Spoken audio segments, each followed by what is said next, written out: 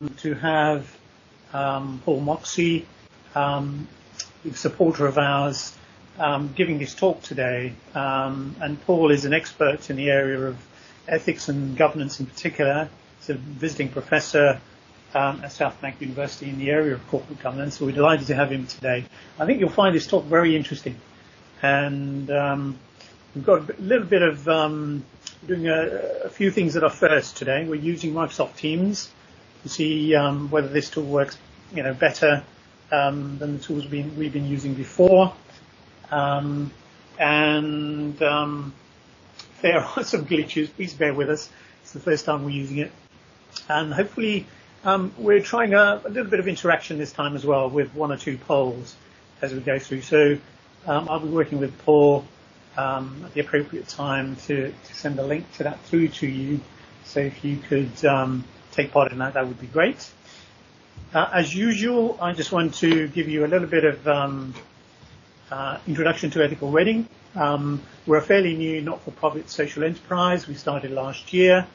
Our goal is really to embed ethics into the way we live and work in Reading and improve ethical decision making. We want to inspire people that they have choice when they make decisions and hopefully make more ethical decisions. And we do believe you can do that through better awareness and education. So education is a key focus of ours. And we do believe that working together we can achieve a lot more. So we're all about working with organisations in this area to collaborate, to develop that kind of ecosystem where this area is seen as a better, more ethical place to do business.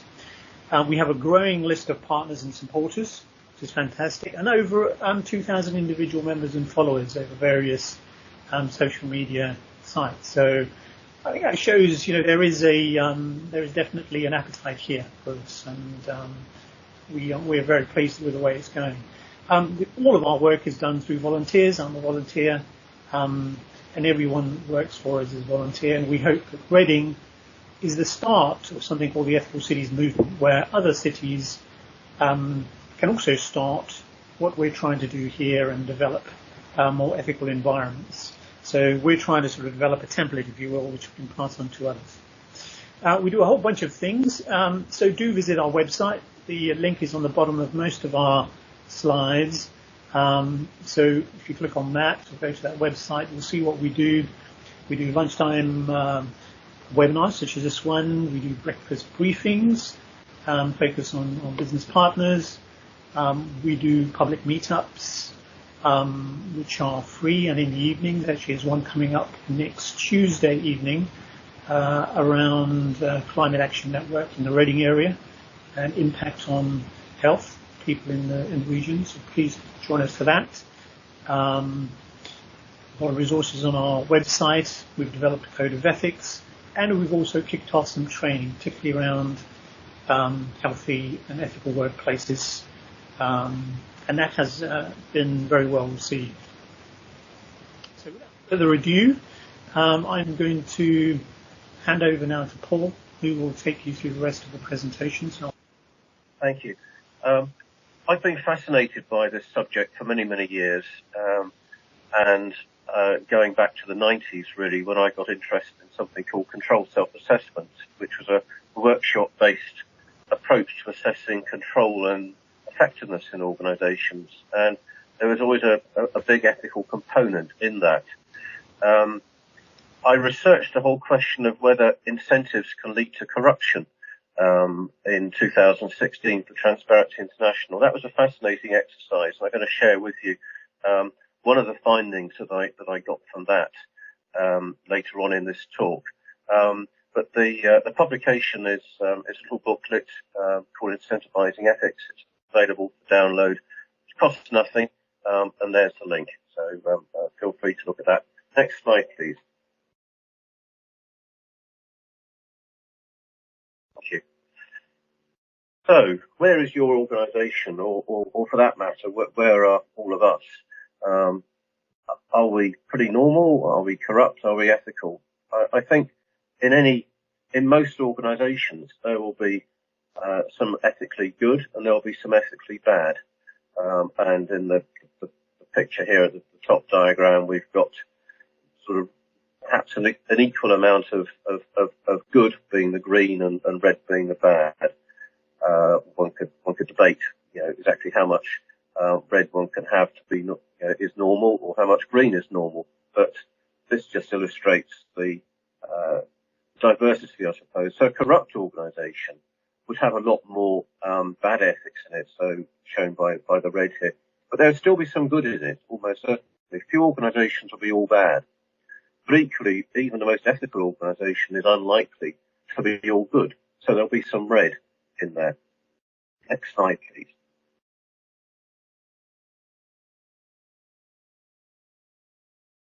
Okay, can we skip that one? I meant to hide it. I'd hidden it on mine, saving time. So there are lots of definitions of ethics. The definition which I found worked for me for the last over 20 years is norms of behaviour accepted by the majority of society. I don't want to debate that right now. And I must say, with what's going on in the United States with Trump and with Brexit over here, I'm no longer sure whether one can think of society in any way as a kind of as a unit, and where you might have half the population think one thing and half think something else. But certainly until recently, I think this has been a good working definition of ethics. But the key thing really, which is relevant even in today's terms, is that society is represented by lots of different communities. And on the slide here, I've got a few examples. So our friends would be one community. The organisation we work in would be another. Our profession, if we're a member of a professional body. Our religious faith, if we have one. The country we live in, or we're a citizen of.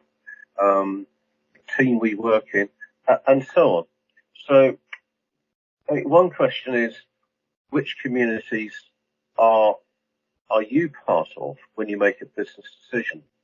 It may be that when you walk through the door of the office or into the factory, you kind of forget any ties with any communities that you might be part of, and you simply kind of put on a different face, as it were, and adopt the organisation's norms of behaviour. That can spell trouble, as we'll discuss. Which community has most influence on you when you're at work? Hopefully some of these do, but again, it may be that the only communities which influence you at work are the communities within the workplace itself. And in terms of what you're doing in your work, would the other communities that you are part of, would they approve of what you're doing? Or might they be adversely affected in some way? Next slide, please. Let's think about an organisation within the community. And so the green circle here represents the community, and the triangle is an organisation. And at the top we have the board of the organisation, and we have the executive management. That may also be board members, but not necessarily. And we have teams, and here we've just got two teams, Team 1 and Team 2.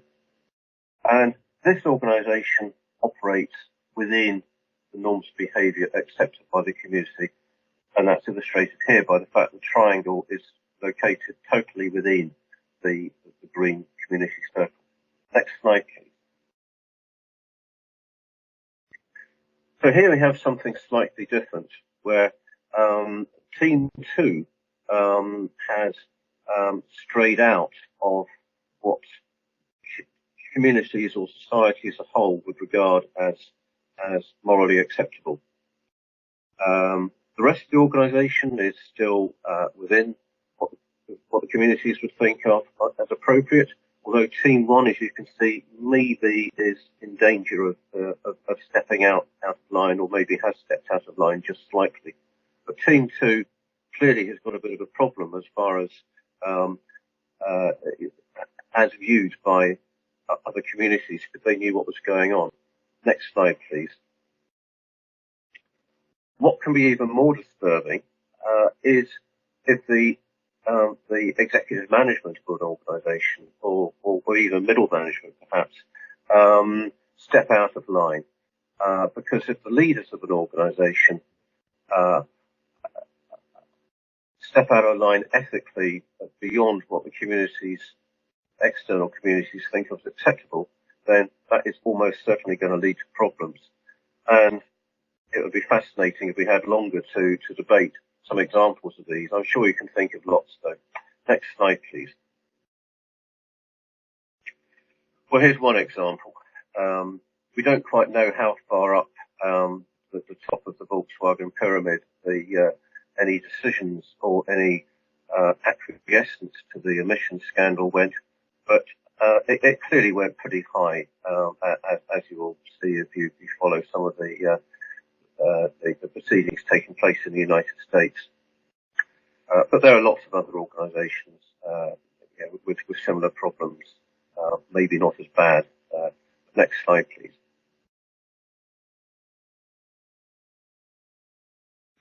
So what I'm proposing is that you as individuals, but ideally as groups, and it could be the team you work in, or it could be a group of friends within an organisation who might like to get together. Ideally, this would be something done with the approval and active encouragement of the organisation you work in. But I think it would be possible to go through an approach like this informally, if that is easier. I use the term workshop because that's what I'm familiar with, but you might prefer to substitute that for, just use the word meeting instead, or just a group gathering. So what I'm proposing is a three-part process. Each part could be taken on its own, but I think it would work best if all three are done. The starting point, I would suggest, is to review the team or your own personal objectives within the organisation, and also consider those in the light of the organisation's objectives. Are your objectives in the organisations congruent? Or maybe there are some competing objectives, which is awfully common in large organisations. Or maybe that the personal objectives that you have might be slightly incongruent with the organisation's objectives. Hopefully not, but it can happen. The next step is to, in a small group or in a workshop, is to brainstorm what ethical and cultural strengths you have to help support achieving your and the organisation's objectives. And also to brainstorm what concerns you might have, ethical or cultural concerns about the organisation's ability to deliver those objectives. You would then prioritise those. The process I would use would be writing down strengths and concerns on post-it notes, then doing some kind of cluster analysis too, and then voting or agreeing amongst yourselves which are the most important. Then you can discuss how you might build upon those ethical and cultural strengths, and what might be achieved if you do build on those strengths. And then in relation to the concerns, think how you can address those concerns, but also what would happen if nothing was done about those concerns. Can you do a mouse click, please, Gurpreet? Thank you. So part two of this workshop would be to consider some ethical statements, and I'm going to give you a flavour of them in the next few slides. These are ethical statements which are written in the positive, and then you're asked to say whether you agree or disagree with those statements on a scale of 1 to 7 using a Likert scale, whether you agree strongly or disagree strongly or somewhere in the middle. And strong agreement would be an indication of good ethics, whereas disagreement would be an indication that there could be a problem with ethics. And you would then, in a group, discuss the implications of the vote. Very important, if at all possible, to vote anonymously. I use keypads, an electronic voting system, which is very quick and totally anonymous. And that means that people will respond how they feel appropriate, rather than responding in a way that they feel might be required by the organisation or might be required in order to please management or something. Having discussed the implications, you would then consider any actions that might be appropriate or remedies to address the concerns. Another mouse click, please, Gurpreet.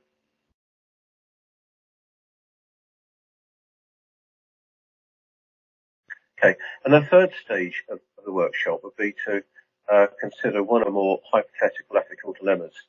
I'm running out of time, so I don't want to say very much more on that, but discussing ethical dilemmas can act as a kind of it's like inoculation, like having an inoculation against a virus. If the virus is bad ethics, by creating the space to discuss hypothetical dilemmas, you can kind of see who your friends are, who might share concerns that you might be able to talk to.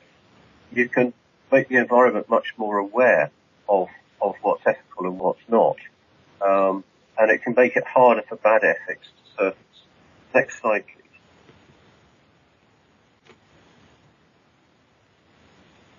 Okay, so here are a few of those statements which you could vote against. And I think maybe, Gertrude, if we just run through the next 4 slides, and then if we go on to the polling, if you can explain how that works.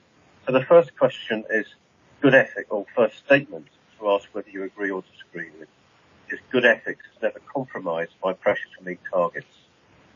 So let's look at the next slide. If we all do them all. Okay, the next one, a really important question here, and you can imagine if this question had been asked in Volkswagen in a way that people were actually able to say what to express a concern. I'm aware of nothing going on in our team or elsewhere in the organisation which might cause embarrassment to the organisation that became known. If that was asked in Volkswagen, certainly there would have been people who knew what was going on, who were aware, they thought about it, and that it would cause all sorts of problems to the organisation.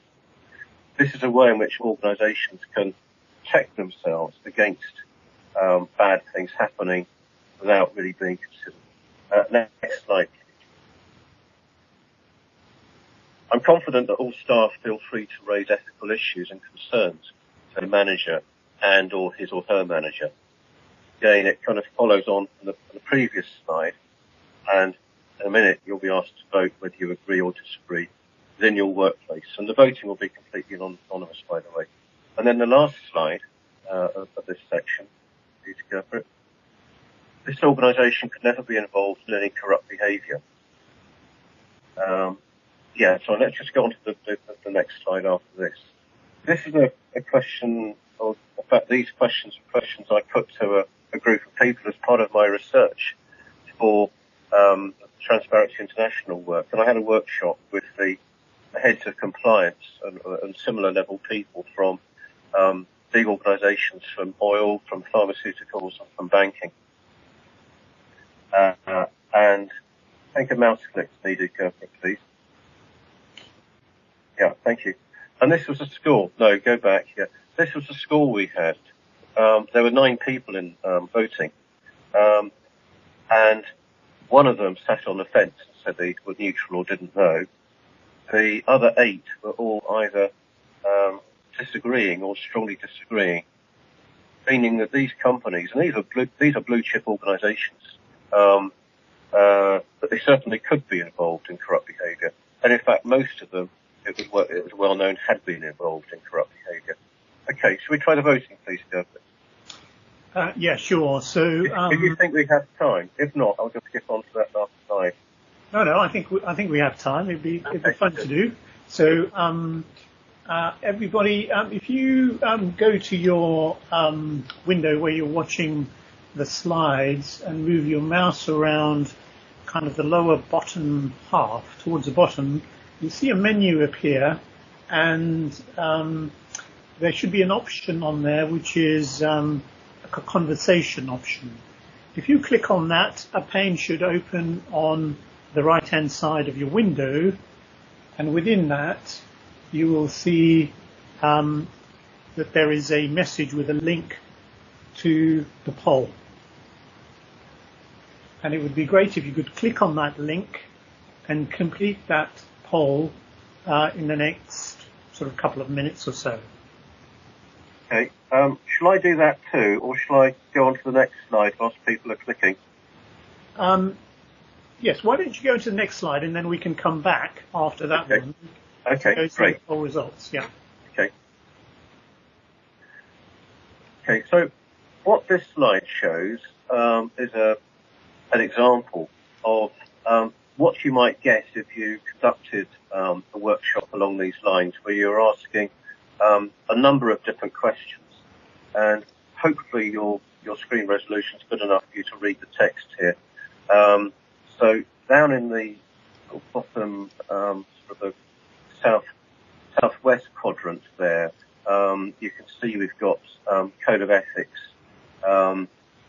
and nothing going on might cause embarrassment. So that nothing going on might cause embarrassment. That's one of the questions that I've asked you to respond to. And in this example, the average score from the people voting was less than 3. The green line on here shows the average scores for each of the questions. And I've just got a summary of the question here because you wouldn't be able to read the whole question, but this gives you a sort of a bullet point of each question, and you can probably work out for yourself what the questions might have been. The red circle, it goes round the number 4, which is the neutral, neither agree nor to disagree score. So the extent of any red that you see when you put all this together, and this is an Excel diagram, by the way, that's fairly simple to construct, or I could help you in it if you wanted to do one yourself. The amount of red you see is an indicator of ethical concerns. It's by no means the whole picture, but it does give a snapshot of what people undertaking these workshops would feel about ethics. And if you were doing something like this across an organisation or across just part of an organisation, you could very quickly build up quite an interesting picture of where your organisation is ethically. The scores, though, they don't mean anything in themselves, really. What's important is also the distribution of the scores. So you may find you've got several people agreeing with the statement, but you've got a few people disagreeing, which you might then get an average of around about 4. But the question to be asked is, why might people disagree with one of these statements? What might they see? I'm not asking the individuals to say what they think is wrong, just asking why might some people think there's a problem here. That makes it much easier for people to speak up and share concerns. And the question then is to someone, facilitator, to carefully and sensitively try and unearth what might be going on. Okay, how's the polling doing? Yeah, it's got some good responses. So I'm just going to share the results. So okay. I'll stop sharing the presentation, and I'll share poll results. Do you want to talk through them? So this is the first question we've got at the top there. So we had 5 responses. Okay. Well, that is an encouraging response. So it looks like 3 people have given that a score of 7, meaning they're aware of nothing going on in their team or elsewhere that might cause embarrassment. 1 person is somewhat disagreeing with that statement, and 1 person is agreeing. That's very positive, and I guess that's what we would hope to see from people involved in ethical reading.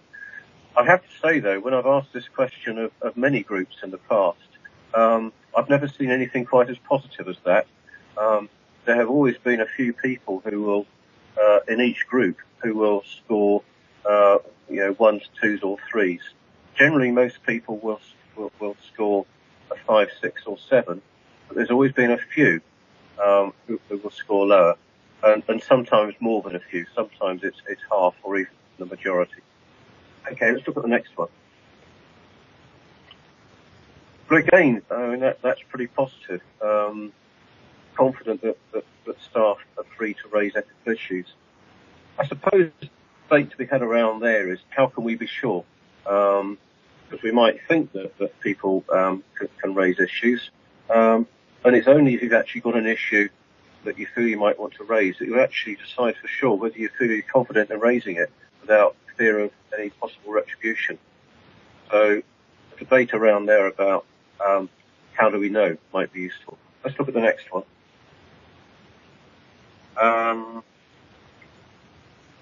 Well, again, that is a pretty positive response. This organisation could never be involved in any corrupt behaviour. I'm assuming we've all got our scales right. So 7 is strong. Actually, go for it. Just let me check. Is 7 strongly agreeing or strongly disagreeing? I should have checked that at the beginning, because I didn't actually do the voting. This is Richard. I strongly disagreed with these, and so there was at least one strong disagreement that should be counted. In that case, seven is what disagreeing. I just said applies. Thank you. Yeah. I was beginning to wonder. Sorry to be a bit slow there. I wasn't doing the scoring just then. Okay. So, all right. So 7 is strongly disagreeing. Yeah. All right. Okay. Well, that is more what I kind of would have expected. Yeah.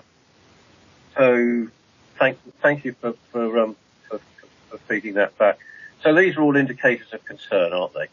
Yeah. The question then is what one does about it. When you're looking at this one, there are, if all of you were in one organisation and in the same team, say, the question would be, well, why might a lot of people think there's a problem, but someone else, but one person or a few people think things are okay.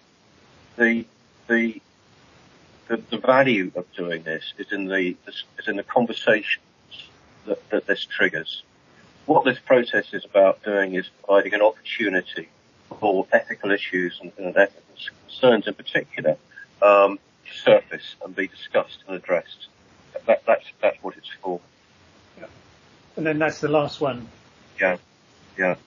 Thank you. And I think I got to my last slide. I think that radial diagram is my last slide.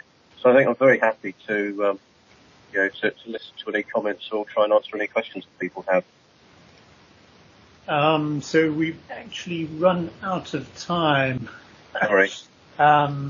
Unfortunately. So would it be possible for people to contact you via email, Paul? Absolutely. And I do, as well, one or two of you know, I have a group called Control and Risk Self-Assessment Forum for people where we're interested in this kind of thing. If anyone's interested in knowing more about that, then get in touch about that also. Great. So I'll just wrap up. Well, thank you for joining. I hope you found a little interesting. There were a few hiccups there. It's the first time we're using Teams, as I mentioned before. But hopefully you like the sort of interactivity and the polling. We'll try to sort of encourage that and have more of that as we go forward. I'm just going to, in your pane there, the chat pane, conversation pane, just put a link to a short survey. If you have time, it would be wonderful if you could just complete that so we know what you liked and what you didn't like about the session today, and so we can improve it for next time. But thank you very much, and hope to see you next time.